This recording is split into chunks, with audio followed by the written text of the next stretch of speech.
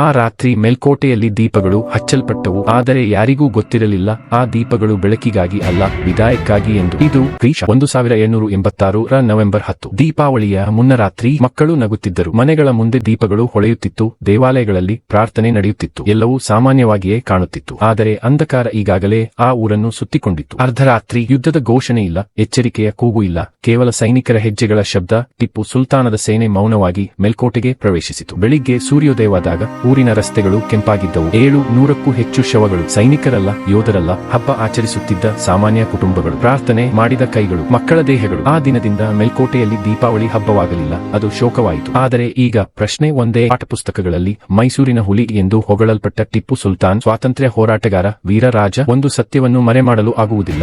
ಬ್ರಿಟಿಷರ ಎದುರು ಟಿಪ್ಪು ಸುಲ್ತಾನ್ ನಿಂತ. ಅವನು ಒಪ್ಪಂದ ಮಾಡಲಿಲ್ಲ, ತಲೆಬಾಗಲಿಲ್ಲ, ಹಿಂಜರಿಯಲಿಲ್ಲ. ಅವನು ನಿರ್ಮಿಸಿದ ರಾಕೆಟ್ಗಳು ಆಕಾಶವನ್ನೇ ಹರಿದವು. ಬ್ರಿಟಿಷ್ ಶಿಬಿರಗಳು ಸ್ಫೋಟಗೊಂಡವು. ಅಷ್ಟೊಂದು ಭೀಕರ ಸೋಲು ಬ್ರಿಟಿಷ್ ಸೇನೆಯನ್ನು ಗಾಬರಿಗೊಳಿಸಿತು. ಅದಕ್ಕೆ ಅವನಿಗೆ ಹೆಸರು ಬಂತು, ದಿ ಟೈಗರ್ ಆಫ್ ಮೈಸೂರು. ಆದರೆ ಹುಲಿ ಹಸಿದಾಗ ಅದು ಯಾರನ್ನೂ ಬಿಡುವುದಿಲ್ಲ. ಕೊಡಗಿನಲ್ಲಿ 90,000ಕ್ಕೂ ಹೆಚ್ಚು ಜನರನ್ನು ಬಂಧಿಸಲಾಯಿತು. ಮಕ್ಕಳು, ಮಹಿಳೆಯರು, ವೃದ್ಧರು ಎಲ್ಲರೂ ಕೈಕಟ್ಟು ಹಾಕಿ 100 ಕಿಲೋಮೀಟರ್ ನಡೆದು ಶ್ರೀರಂಗಪಟ್ಟಣದ ಕಡೆಗೆ ಕರೆದುಕೊಂಡು ಹೋಗಲಾಯಿತು. ಹಸಿವು, ರೋಗ ಮತ್ತು ದೌರ್ಬಲ್ಯದಿಂದ 30,000ಕ್ಕೂ ಹೆಚ್ಚು ಜನರು ಮಾರ್ಗಮಧ್ಯೆಯೇ ಸತ್ತುಹೋದರು. ಬದುಕಿದವರಿಗೆ ಆಯ್ಕೆ ಇರಲಿಲ್ಲ. ಧರ್ಮ ಬದಲಿಸು, ಇಲ್ಲವೇ ಬದುಕಿಗೆ ಅಂತ್ಯ. ಯುವಕರನ್ನು ಸ್ವಂತ ಜನರ ವಿರುದ್ಧ ಯುದ್ಧಕ್ಕೆ ತಳ್ಳಲಾಯಿತು. ಯುವತಿಯರನ್ನು ಸೈನಿಕರ ಕೈಗೆ ಒಪ್ಪಿಸಲಾಯಿತು. ಮತ್ತೊಂದು ಸ್ಥಳ ದೇವಟ್ಟಿ ಶಾಂತಿ ಸಭೆ ಎಂದು ಆಹ್ವಾನಿಸಲಾಯಿತು. ಬಿಳಿ ಧ್ವಜ, ಭರವಸೆ. 40,000 ಜನರು ಬಂದರು. ಆಯುಧವಿಲ್ಲ, ಸಂಶಯವಿಲ್ಲ, ಆದರೂ ಅವರಲ್ಲಿ ಪ್ರತಿಯೊಬ್ಬರನ್ನು ಕೊಲ್ಲಲಾಯಿತು. ಟಿಪ್ಪು ಸುಲ್ತಾನನಿಂದ ಹತ್ಯೆ ಮಾಡಲಾಯಿತು. ಈ ರೀತಿಯ ಭಯಾನಕತೆ ಒಮ್ಮೆ ಮಾತ್ರ ಸಂಭವಿಸಿದ್ದಲ್ಲ. ಮಲಬಾರ್ನಲ್ಲಿ ಟಿಪ್ಪುವಿನ ಜನರು ಮಂಗಳೂರಿನ ಬಹುತೇಕ ಎಲ್ಲಾ ಚರ್ಚ್ಗಳನ್ನು ನಾಶಪಡಿಸಿದರು. ಪ್ರಾಚೀನ ದೇವಾಲಯಗಳನ್ನು ಕೆಡವಲಾಯಿತು ಮತ್ತು ಅವುಗಳ ಕಲ್ಲುಗಳನ್ನು ಮಸೀದಿಗಳನ್ನು ನಿರ್ಮಿಸಲು ಬಳಸಲಾಯಿತು. ಅವುಗಳಲ್ಲಿ ಒಂದು ಇಂದಿಗೂ ಇದೆ. ಮತ್ತು ನಾನು ಆರಂಭದಲ್ಲಿ ಹೇಳಿದ ದೀಪಾವಳಿ ಹತ್ಯಾಕಾಂಡವನ್ನು ನೀವು ನೆನಪಿಸಿಕೊಳ್ಳುತ್ತೀರಿ. 700 ಮಧ್ಯಂ ಅಯ್ಯಂಗಾರ್ ಬ್ರಾಹ್ಮಣರು ಅತ್ಯಂತ ಪವಿತ್ರ ಹಬ್ಬದ ಸಮಯದಲ್ಲಿ ಎಲ್ಲರೂ ಕೊಲ್ಲಲ್ಪಟ್ಟರು. 1786 ಆ ಭಯಾನಕ ರಾತ್ರಿಗೆ ಹಿಂತಿರುಗಿ. ದೀಪಾವಳಿಗೆ ಸ್ವಲ್ಪ ಮೊದಲು ನರಕ ಚತುರ್ದಶಿಯ ದಿನದಂದು ಟಿಪ್ಪು ಸುಲ್ತಾನ್ ನಿಜವಾಗಿಯೂ ಎಂತಹ ವ್ಯಕ್ತಿ ಎಂದು ಇದು ಸ್ಪಷ್ಟವಾಗಿ ತೋರಿಸುತ್ತದೆ. ಟಿಪ್ಪುವಿನ ಸೈನ್ಯವು ಮೇಲ್ಕೋಟೆಯನ್ನು ಸುತ್ತುವರೆದಿತು, ಆದರೆ ಅವರು ನೇರವಾಗಿ ದಾಳಿ ಮಾಡುವ ಬದಲು ಸಂದೇಶವನ್ನು ಕಳುಹಿಸಿದರು. ದೇವಾಲಯದಲ್ಲಿ ಶಾಂತಿ ಸಭೆ ನಡೆದಾಗ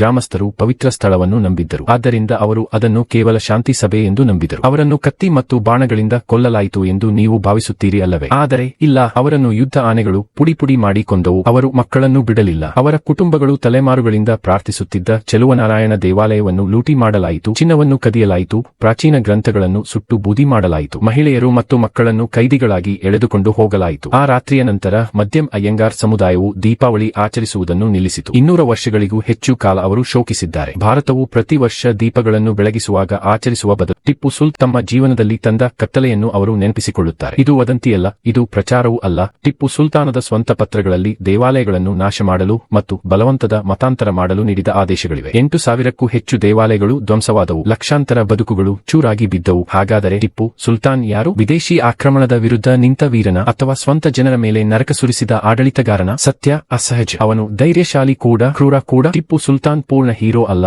ಪೂರ್ಣ ವಿಲನ್ ಕೂಡ ಅಲ್ಲ. ಅವನು ಇತಿಹಾಸದ ಎಚ್ಚರಿಕೆ. ಧೈರ್ಯಕ್ಕೆ ಪೂಜೆ ಮಾಡಬಹುದು, ಆದರೆ ಕ್ರೌರ್ಯವನ್ನು ಮರೆತರೆ ಇತಿಹಾಸ ಮತ್ತೆ ಅದನ್ನೇ ಪುನರಾವರ್ತಿಸುತ್ತದೆ.